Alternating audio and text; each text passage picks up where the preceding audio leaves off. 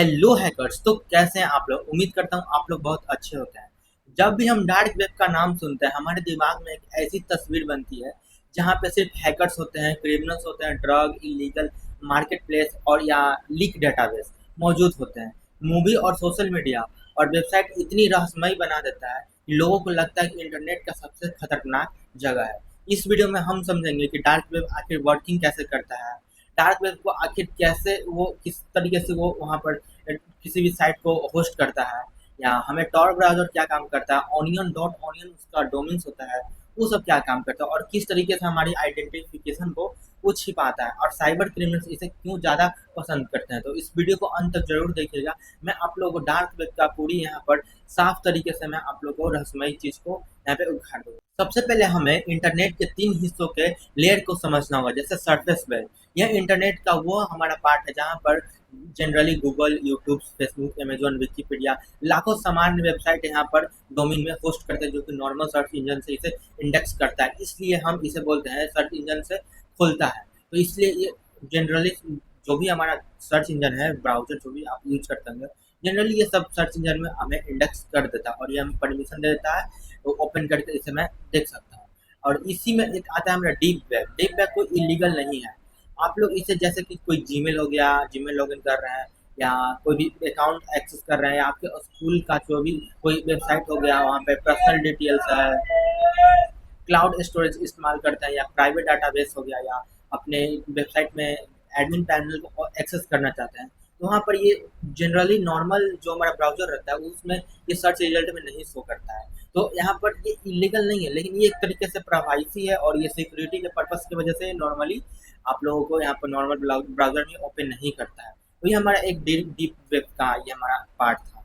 और इसी के तरह आता है हमारा एक डीप वेब का ही पार्ट, हमारा एक डार्क वेब। ठीक है, डार्क वेब ऐसा छोटा-सा उसका एक हिस्सा है, जो कि सामान्य ब्राउज़र से एक्सेस नहीं होता है।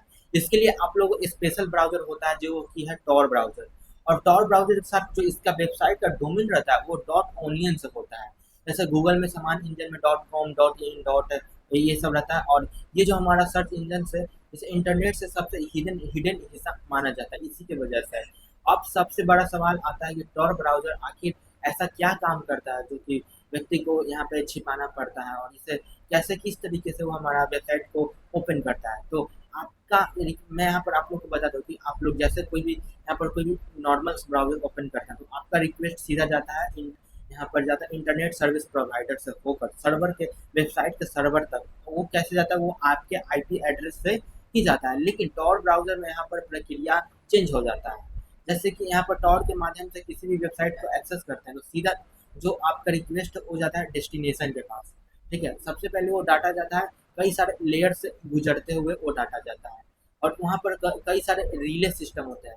सबसे पहले जो हमारा फर्स्ट रिले है वो गुजरता है, और जो जो हमारा इंफॉर्मेशन रहता है ये कहाँ से आया है, फर्स्ट रिले।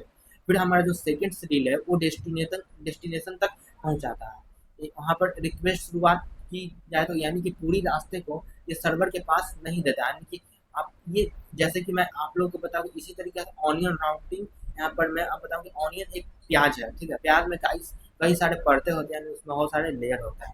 हर एक लेयर हमारा कुछ कुछ इन्फॉर्मेशन लेकर जाता है, और इसी तरीके से हमारा रिले काम करता है। अगर आप लोग यहाँ पर टोटल 4 से 5 यहाँ पर रिले वहाँ पर यूज़ होता है, और वेबसाइट काफ़ी स्लो भी चलता है। और वहाँ पर हर जो रिले रहता है वो सबका अलग अलग इंफॉर्मेशन यहाँ पर गैदरिंग करने का ऑप्शन रहता है। जैसे कि कोई फर्स्ट रिले ये बताया कि ये यहाँ से होस्ट किया गया, फिर सेकंड हमारा आईपी एड्रेस बताया सेकंड रिले, फिर थर्ड रिले हमारा कुछ इन्फॉर्मेशन दिया। तो जब थर्ड रिले के पास गया, तो जो जो आया था रिले, तो वो सेकंड रिले का ही वो हमें इन्फॉर्मेशन दे सकता है, वो फर्स्ट रिले का इन्फॉर्मेशन नहीं बता सकता है। इस वजह से जो हमारा एनोनिमस होता है वो ज़्यादा बढ़ जाता है। अब सवाल आता है कि डार्क वेब की वेबसाइट असली आईपी एड्रेस कैसे छिपा रहता है, यानी कि ब्राउज़र उस वेबसाइट तक कैसे पहुँचता है। तो हिडन सर्विस, समान वेबसाइट में आप लोगों को सर्विस आईपी एड्रेस यानी कि पब्लिक आईपी, दोनों डार्क वेब और यूजर और टॉर जो जिसके अंदर रहता है, वो कनेक्शन हमें बनाया हुआ रहता है इंटरनेट से एस्टेब्लिश किया जाता है। इसलिए इस सर्वर को लोकेशन और यूजर वास्तविक पहचान में काफ़ी हद तक ये छिपी रहती है। लेकिन इसका यह मतलब नहीं कि टॉर ब्राउज़र इस्तेमाल करने वाला वो हर व्यक्ति क्रिमिनल ही, बिल्कुल नहीं है। आप यहाँ पर जर्नलिस्ट भी यूज कर सकते हैं, ह्यूमन राइट्स एक्टिविटी कुछ सही कामों के लिए यहाँ पर यूज कर सकते हैं। बहुत सारे यहाँ पर कई सारे जहाँ पे देशवासी जहाँ पे ब्लॉक रहता है, कोई भी साइट रहता है, उस सिचुएशन में भी आप tor ब्राउज़र का यूज़ कर सकते हैं। दूसरी तरफ यहाँ पर जो भी साइबर सिक्योरिटी रहता है, क्रिमिनल्स रहता है, वो हर तरह यहाँ पर अटैक्स आते रहते हैं, जैसे कि मार्केट प्लेस हो गया, स्टोलन एस्टेब्लिश हो गया, क्रेडेंशियल्स हो गया, डाटाबेस हो गया, रैनसमवेयर या फिशिंग अटैक, बहुत सारे वहाँ पर नई-नई सारे तरीके अपनाए हुए रहते हैं। तो ये सबको भी हंटिंग करने के लिए हमें tor ब्राउज़र का यूज़ पड़ता है।